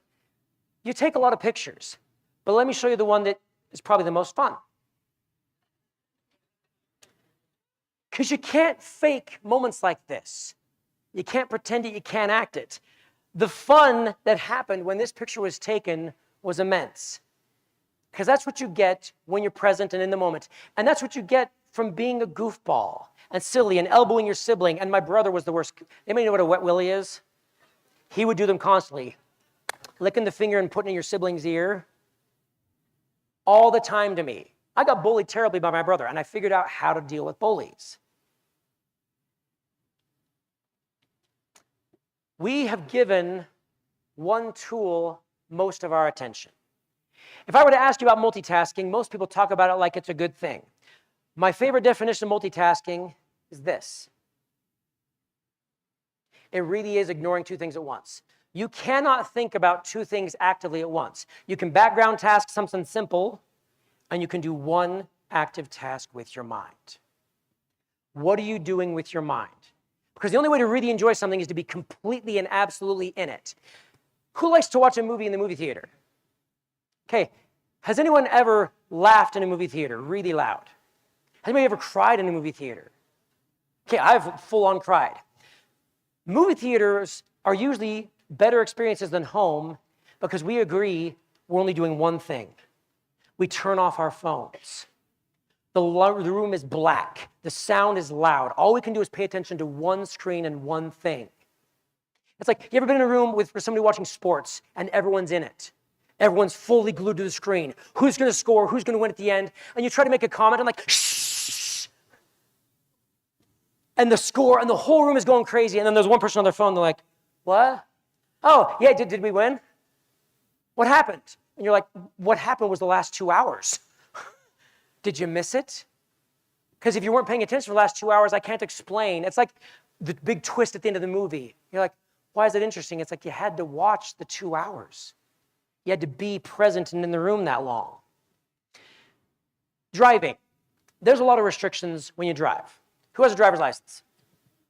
How many teenagers don't have a driver's license? Okay, heads up, Idaho has a really hard written test. You're going to fail it the first time. It gives you the answers at the end. Take the test 3 days later, you'll pass it fine. Just know that that's coming. Stoplights stop you from going. There's signs everywhere. There's white lines, there's yellow lines. There's a lot of restrictions when you drive. But if I went out tonight and I got rid of the restrictions, knock down the stop signs, unplug all the stoplights, paint over the yellow lines and the white lines. Tomorrow morning, is traffic going faster or slower? It's going to go faster for about 16 seconds, and then it's going to stop. The interstate has a lot of rules. There's a minimum speed on the interstate. There's no stoplights, there's no stop signs. There's only on-ramps and off-ramps. You can't ride a bike on the interstate. You can ride a bike on street roads. You can't ride a bike on the interstate. The interstate has tons and tons of restrictions. What's the speed limit on the interstate? 80. How long can you drive 80 constantly on the interstate? Hours. You can go like all day long and never slow down. Because sometimes restrictions speed you up. Sometimes limits make life better and faster. It's picking the right ones. We have a lot of tools in the world. I have my favorite building tool is a chop saw. I have multiple pairs of shoes because I like them. I have lots of tools I use. I use them when I want them, when I need them. I use this clicker when I'm giving a presentation. This clicker is useful to me, but it doesn't tell me when to use it. My shoes don't whistle at me. Time to put me on. My chop saw doesn't buzz. Zzz, zzz. Come here, time for a project. Our tools should be used by us when we choose to use them, not the other way around. But we all have one tool that buzzes, that dings, that vibrates, that beckons. Do you use the tool, or does the tool use you? Most places you are, I assume in the room, we've probably had 300 notifications since I started talking. How many were so urgent that you needed to leave the room? You need to get up and go, because that's worth hearing. Probably everything else, you couldn't wait 25 minutes to look at the notification. I know my director's texting me saying, where are you? I'm not leaving until this presentation's over, so there's no reason for me to check my notifications. The only way my phone rings is if my wife calls it twice. Then it rings through, and that's probably the only thing that's going to get me to leave you guys is my wife or my kids, because I'm nobody else's emergency contact. Everybody else has somebody else and can handle it themselves. I can be fully in this room, but are you allowing a tool to use you? Let me show you this. This was January, a couple years ago. I was like, what's my screen time? Let's just check. I opened up and I was at 5:56 a day. That's 41 hours a week. And I had 3 jobs at the time and 5 teenagers. And I was getting 7.5 hours of sleep a night. So I was like, this is ridiculous. I'm going to decrease it. So I was just like, I'm going to use willpower. I'm just going to use my phone less. And that's how much better I got. I mean, I went down like an hour and a half a day. So that's pretty good. But I'm like, it's still 4:36. Okay, I'm going to keep my phone away from me. When I'm eating dinner, I'm going to put it in a different room. When I'm in a restaurant, I'm going to leave it in the car. When I'm shopping, I'm not going to take it in the store. I'll just take my credit card. And I got it down to 3:12. I was like, okay, I'm going to turn off notifications. And I got it down to an hour 43. And then I was like, I'm going to delete every app that I don't need with me 24/7. I don't need to check scores on ESPN all day, every day. I can wait till I get home to a computer and look it up. I don't need most of the news and most of the information, because if it's really news that affects me, someone's going to call me. I'm going to see it. I finally got as low as an hour and 28 minutes. Are you willing to set your own limits? Parents, this is for you as well. Parents are just as bad as kids. This is not a kid's lecture. This is an everybody. Because parents, great, you put your kids to sleep. Great, you got rid of their phone. Where's yours? Because if you're in bed and your phone's plugged in, you can doom scroll till eternity because your phone's never going to die because it's plugged in while you're in bed. If I was to give you advice, at least move the charger away from your bed. So you can doom scroll for a while, and then you put the phone away. You get up, you sit down, like you get out of bed, you plug in your phone, then you lay down and go to sleep. Set your own limits, set yourself free. One of the best things I read in The Anxious Generation was this advice about your kids and playing. It said, encourage your kids to play outside together and do nothing more. They set their own rules, their own consequences, their own enforcement. Until there's risk of a broken bone, leave your kids alone and just let them play outside. Let them explore, let them go. Parents, I mean this honestly. Stop tracking your kids. Turn off Life 360, turn off Find My, stop with the air tags. I've never known an instance when it would have made a difference. And I've had friends have horrific things happen to their kids, and knowing where they were would not have helped. Stop tracking your kids. They need to go. They need to play. They need to do things. So this was me with my kids. It was February, and they were inside, and I was like, hey, kids, go outside. And they went out. I didn't set rules on snowballs. I didn't set rules on the snowball fight. I didn't set anything. And I was like, this is going to work well. But I was like, if they hit somebody in the face and the neighbor kid gets hit and the neighbor's dad is mad at me because I let his kid get hit in the face, I was all sorts of worried. About an hour and a half later, my son comes in, and it was the best conversation ever. Like, it was parenting win. He comes in and my son is like, Dad, it was awesome. We had a snowball fight and there was one rule, no face shots. But if you did hit someone in the face, you had to face the firing squad. Everyone just got to hit you with snowballs all at once. You just had to sit there and take it. Well, Victor, he hit Ryan with a snowball in the face. So the first time he had to face the firing squad, and he just went on this story. And it was awesome. And I was like, that's joy. That's fun. That's a core memory. They're going to hang on to that snowball fight for a very, very long time. Parents, let your kids out. We overprotect in the real world and we underprotect in the digital world. The risks to your kids outside your house are almost none. The risk of them walking outside in Idaho Falls is about none. The kids who get taken, it's by the divorced parent who's not supposed to have custody, or it's by the person that found them online and said, hey, I'll pick you up and we'll do this and this and this. Get out of your house at 1 a.m. and meet me at the corner. That's how it happens. It's not walking home from school. It's not those places. Protect in the digital world and stop being so protective in the physical world, because the physical world is a whole lot safer, and that's where they learn their skills they need. We have 4 happy chemicals. Dopamine is the one you get from Refresh, from chocolate, from Dr. Pepper, from instant joy, instant happiness. Endorphin's the one you get from doing something painful and difficult and working through it. Anybody been on a football team, basketball team, something very physical, and you worked through pain and you felt better because you went through the struggle? I mean, I've had it in theater rehearsals where you're just like, we did choreography for 2.5 hours and I'm exhausted, and you push through it and you feel amazing. Serotonin is the one you get from doing something other people appreciate. You are liked by other people. You did something they enjoyed.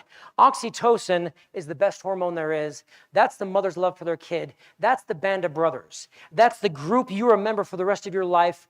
And if they called, you would drop everything and fly, run anyway to get to their house. Has anybody had that group?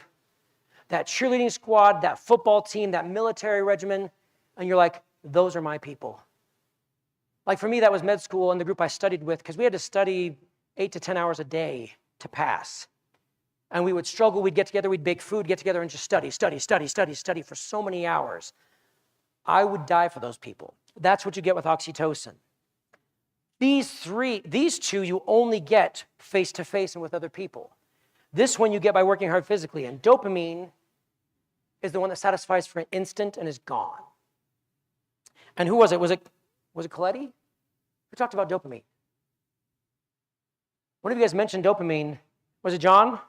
John Radford. Don't settle for dopamine. Don't settle, because your phone will always be mildly entertaining. It will always be somewhat interesting. There will always be something in the news and something in the social media that is slightly engaging. Don't settle for dopamine. Go for the better relationships, the deeper relationships, the one that lasts forever.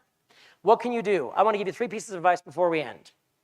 The first one is give them the first 90 seconds. Here's what I mean. Parents, we'll start with you. When you get home and you walk in the door, give your kids and your spouse the first 90 seconds. If you're on the phone, stop before you get to your driveway, finish the phone call, hang up the phone. Don't get the groceries, don't get the bag. Go in your house with nothing in your hands and just say, I'm home. So your kids and your spouse, your loved ones, your whoever can have the first 90 seconds. They can hug you, they can say hi, they can say, because they're going to go back to their thing. Go back to dishes, go back to making dinner, go back to a video game, go back to whatever. If you're in the house and someone else gets home, pause, stop, turn off the faucet. Go give the person the first 90 seconds. If you do nothing else, if you don't even use your phone less, just give people a little bit of attention, a little bit of love. Give people the first 90 seconds. My second bit of advice, get the phone away from your body. When you're at dinner, don't have your phone on the table. Put it in the purse, the bag, the hat. Like I wear hats everywhere. I put it in my hat and I put it at the other end of the bench, or I leave it in the car. Because then when there's a lull in the conversation, when it's a little bit boring, you'll stay in it.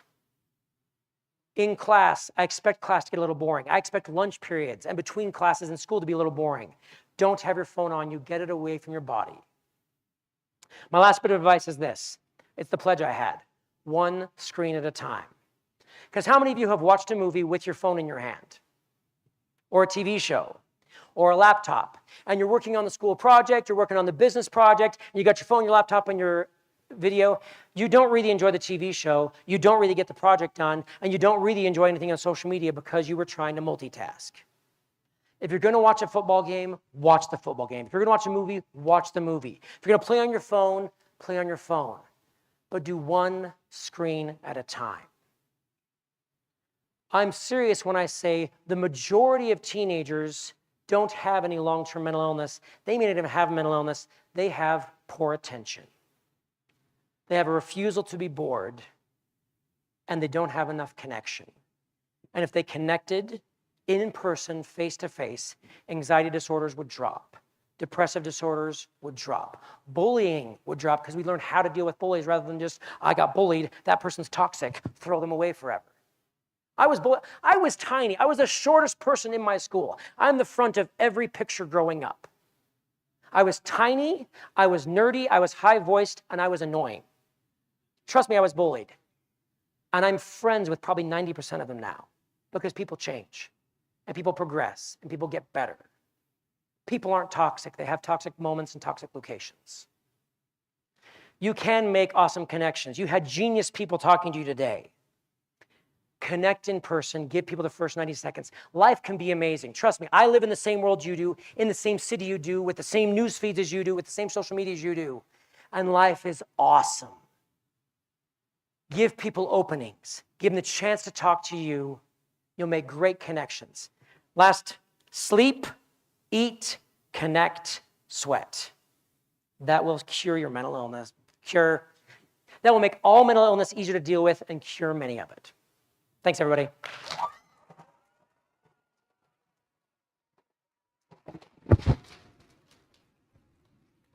Standing ovation without a cue.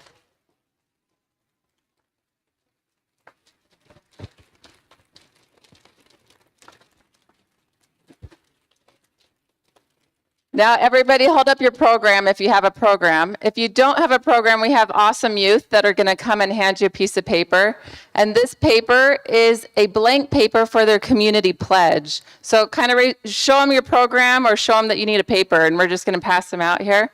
And we have pens somewhere that we want everybody to take a minute, write down your pledge. What did you listen to and learn from these speakers? What are you going to take home and take action? We would love for you to join Idaho PTA and be part of our movement to be more social with less media, having a pledge with a purpose, a plan, and the wisdom to pause. I want to thank everybody for sponsoring this event, being here tonight, and we are going to end with an amazing benediction, which it's time. We're ready. He's coming. This is the ice cream man who sponsored ice cream, so let's give him a cheer.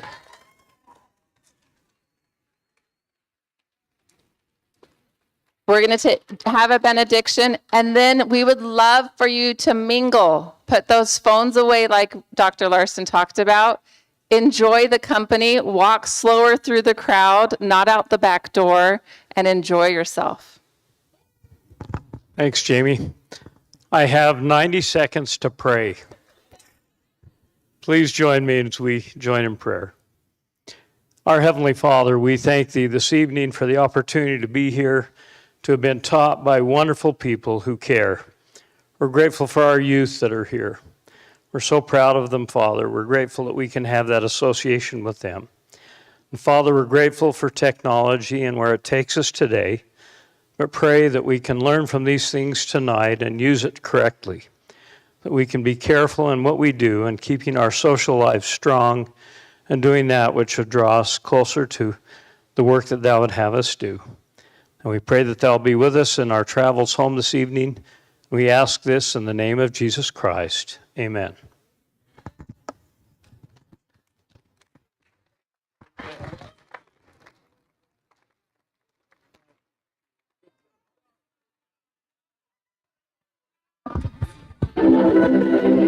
You can turn up the lights.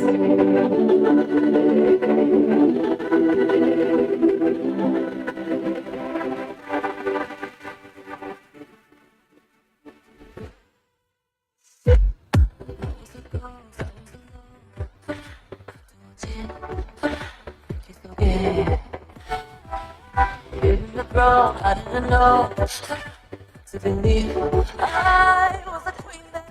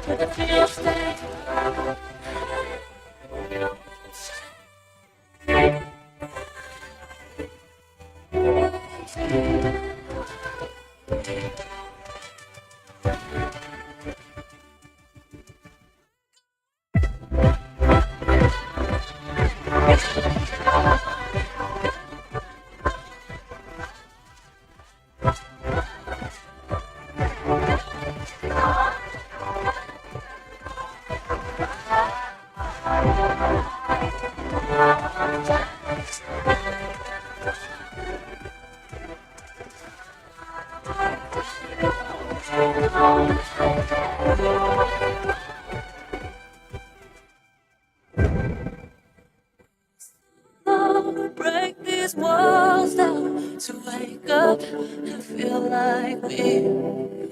Put these patterns in the past now and finally live like the girl they all see. No more hiding, shining like I'm your me. Past the years, it's always this time.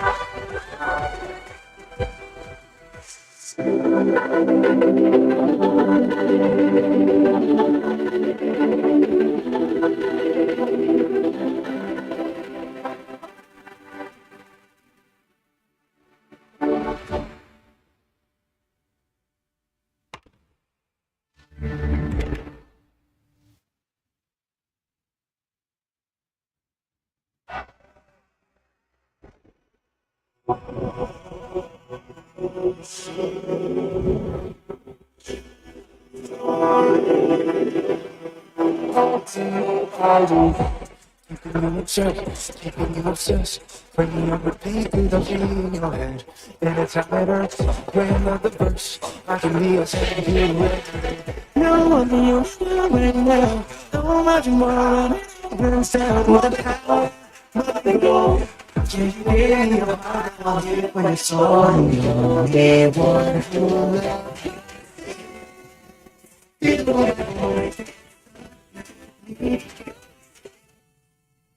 Because I'm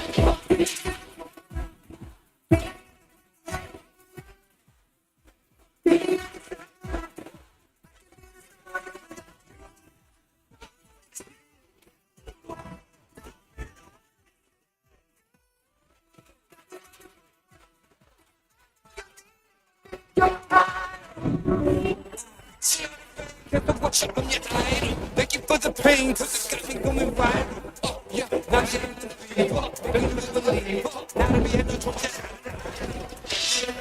Your body, slave to your body. Now I'll make it right when you are tossed. Get you to the bottom.